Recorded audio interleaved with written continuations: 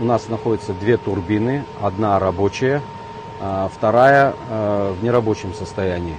Периодически проходит ремонт, но этого не хватает, детали устарели.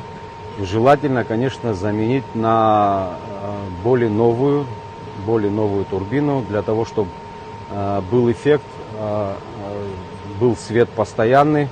Бывают у нас сбои из-за того, что сами детали уже просто устарели. Кроме турбины, нам еще нужно сделать водоприемник, где поступает с реки вода, идет по трубам в ГЭС.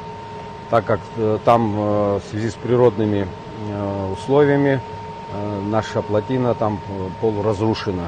Вода уходит практически местами в сторону.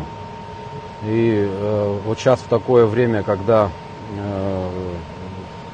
обычно в августе, в сентябре у нас уменьшается поток воды, и у нас дефицит воды.